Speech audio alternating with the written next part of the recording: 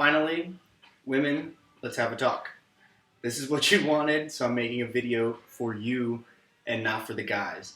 Now, this is why I started the whole video process, to make it easier for the women out there to actually get their information from like a credible source, I guess, because you don't want to get your information from your boyfriend because he's an asshole, correct?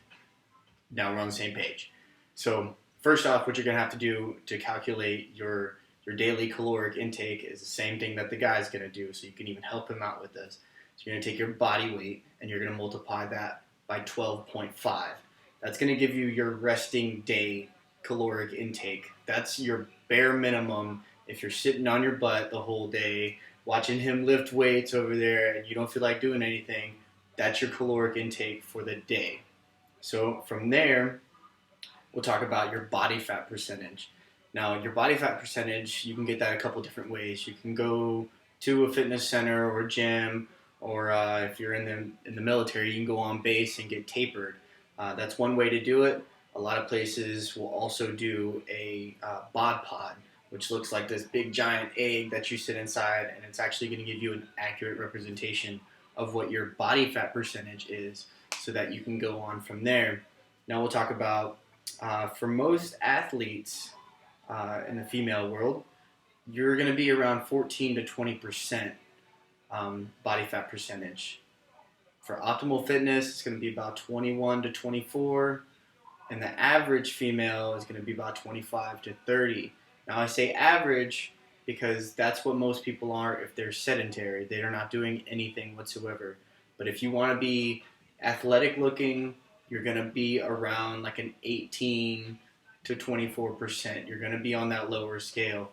Now, the people that you see in the magazines or doing the women or the bikini competitions, they're 12% and even lower sometimes, depending on what they have to look like on stage and depending on their category. But you want to stay right around, I'd say about 18 to 24. That's going to be where you make your money, where you look the best. So protein intake. Protein intake is going to be a little bit different for you rather than the guys because you don't have as much muscle. You're built completely different than we are as men. So your protein intake is actually going to be around 0.8 to 1.2 for a daily intake. Now, let's say for a 110-pound female, which is really small, you're going to be around 70 to 90 grams of protein every single day. And let's move up to 130 pounds, you're going to be around 110 to 120. So you're basically, if you take your body weight and you just scale that back just a little bit, if you're an active female, then that's about where you should be. So take 10, maybe even 20 off of that, and that's where you should be at for your protein intake. Now, if you're very active and you're trying to put on muscle, say you want to do a fitness competition or something like that, you can move up to even 1.5 grams if you really want to do that. But that's when you start playing with extreme diets so that you preserve muscle or put it on. For carbohydrate intake, you're going to be around 1 to 1.5 carbs for, I guess, like a diet plan. That's where you're going to get your energy from. That's what's going to fuel your workout, and that's what's going to make you stable so that you don't flip on somebody, because we all know everybody likes bread, and when you start taking out bread or rice or cereals and stuff like that, you just don't feel good. So 1 to 1.5 per pound of body weight is where you want to be. Average female is about 200. When you're on a cutting plan, you want to start scaling that back from 200, maybe even all the way down to about 100. But you need carbohydrates, and they need to come from good sources like whole grains, brown rice, quinoa, or quinoa, however you want to say it, sweet potatoes. Anything of that nature is going to be your solid sources. Make sure it's high in fiber. That's a big player in it as well. Good fiber is going to help you maintain a good digestive system during a cut plan. Now, from there, you're going to go on to fats.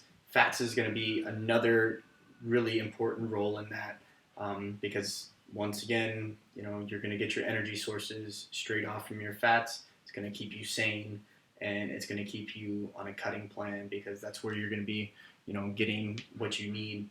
So you're going to take your body weight from that. You're going to go 0.2 to 0.25, and that's how you're going to get your fat intake. Now, once again, I'll go over there just like I did with the guys. I get all my fats from almonds, the meats or the fish that I eat, omega-3 supplements, and I also take avocados. Avocados are the shit. So if you don't mind eating a bunch of avocados every day or putting them, on a slice of bread every now and then with your sandwich, that's where you should be going. Another good place to get it is peanut butter. Peanut butter is looked at as a bad thing because it's got a lot of fat in it, but you should be eating some form of peanut butter if you really want to get that fat intake up. So just to recap, body weight times 12.5, that's going to give you your daily rest amount. For protein intake, you're going to go around 0.8 to 1.2, upwards of even 1.5 if you're trying to build muscle. For carbohydrates, it's going to be 1 to 1.5 per pound of body weight for your carbohydrate intake, and get those from good sources. Make sure it's a good source and it's not some crap white bread or some crazy, Frosted Flakes or something like that. Take out all the sugars, all the dumb stuff. For fats, you're going to take your body weight, multiply that by 0.2 or 0.25, and that's what's going to give you your daily fat intake. And once again, those also have to come from good sources like avocados, almonds, peanut butter. This one's for the ladies. Thank you for watching.